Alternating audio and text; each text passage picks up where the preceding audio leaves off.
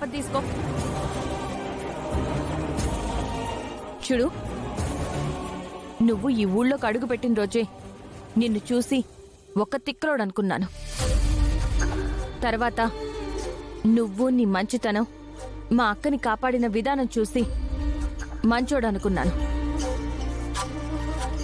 ఇప్పటికీ నువ్వు మంచివాడవనే అభిప్రాయం నాలో ఉంది కాబట్టి నీతో మర్యాదగా మాట్లాడుతున్నాను కృష్ణ.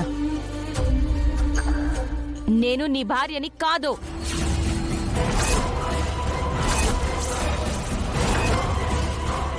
నువ్వు నా భర్తవి కాదు.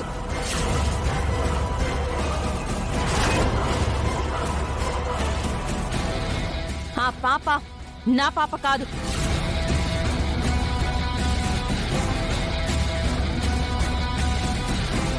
నాకు అసలు పెళ్ళే అవ్వలేదు. ఒక్క నిమిషం నువ్వు ఇక్కడే ఉండు.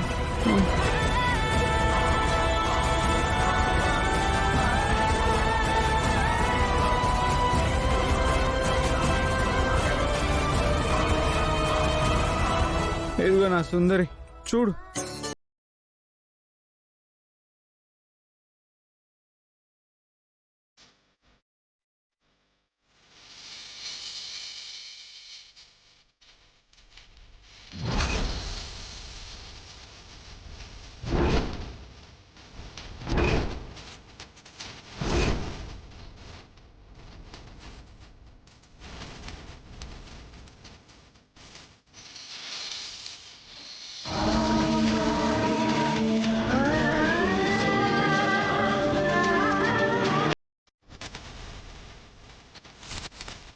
ఏంటి రోజు నాతో తిరిగి నా బొమ్మ గీసావా? సుందరి, నువ్వు ఎందుకు ఇలా మాట్లాడుతున్నావో తెలియడం లేదు. నన్ను ఎందుకు అవాయిడ్ చేస్తున్నావో నాకు అర్థం కావట్లేదు.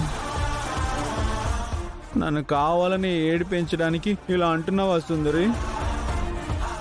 ప్లీజ్ సుందరి, నువ్వు లేకపోతే నేను బతకలేను సుందరి. నువ్వు లేని 2 సంవత్సరాలు ఎన్నిసార్లు ఏడ్చానో తెలుసా?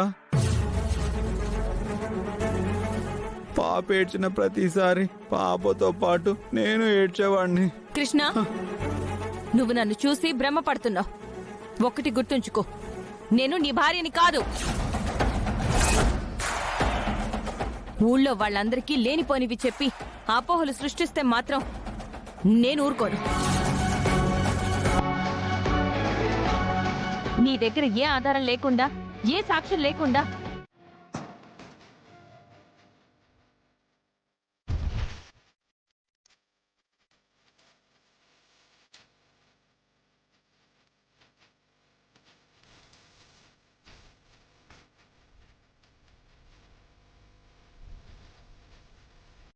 వాటర్ తాగుతావా ఫణి?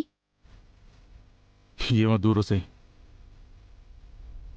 చాలా టెన్షన్గా ఉంది.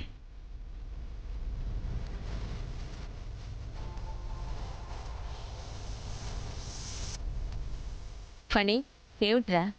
ఏమైంది? ఎందుకు ఇలా ఉన్నావు? చూడు బామ్మ, ఇదిగో ఈ 5 ప్రాజెక్ట్ ఫైల్స్ చూడు. ఒక్కొక్క ప్రాజెక్టులోనూ 50 కోట్ల నుంచి 100 కోట్ల వరకు ఇన్వెస్ట్మెంట్లు పెట్టున్నాయి. ఇప్పుడు ఇన్వెస్టర్స్ అందరూ గోల పెడుతున్నారు. నాకేమో ఎండీగా పొజిషన్ లేదు. డెసిషన్ తీసుకోగలుగుతున్నాను కానీ అప్రూవ్ చేయలేకపోతున్నాను. అప్రూవర్ సైన్ కూడా కావాలి కదా. ఫండ్స్ ఎలా రేజ్ చేయాలి? ఎలా ఈ కాంట్రాక్ట్స్ని ముందుకు తీసుకెళ్లాలి? ఈ ప్రాజెక్ట్ని పూర్తి చేయాలా వద్దా బామ్మా? ఇది ఇంకా లేట్ అయితే మనం ఫైనాన్సర్స్ దగ్గర తీసుకున్న డబ్బులు, అలాగే ఇన్వెస్టర్స్ దగ్గర తీసుకున్న డబ్బులు అన్నిటినీ రిటర్న్ చేయాలి.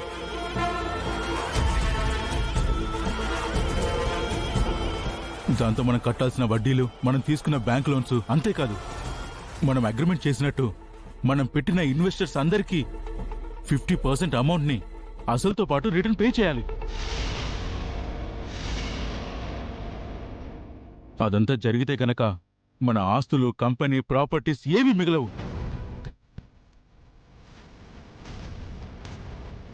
ఇది మీకు చెప్పినా అర్థం కావడం లేదు. కేరా ఆనంద్, పని చెప్పేది నిజమా? వాళ్ళందరికీ అసలుతో పాటు 50% అమౌంట్ ఎక్స్ట్రా రిటర్న్ ఇవ్వాలా? అవునా అన్నయ్య ఎవరు లాస్ కాకూడదని కంపెనీ క్లాజ్లో అవన్నీ యాడ్ చేశాడు.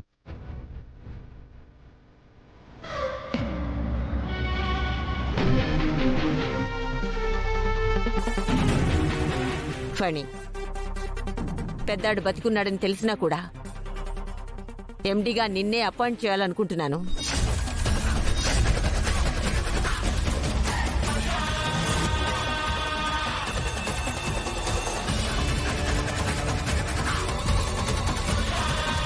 అదేనానమ్మా, అన్నయ్య బ్రతికున్నాడని తెలిసిన తర్వాత కూడా ఇలాగా? అవునరా, కానీ అన్నయ్య లేనప్పటి నుంచి ఫణి కంపెనీ సమర్థవంతంగా నడుపుతున్నాడు కదా. వాడింత కష్టపడుతున్నాడు.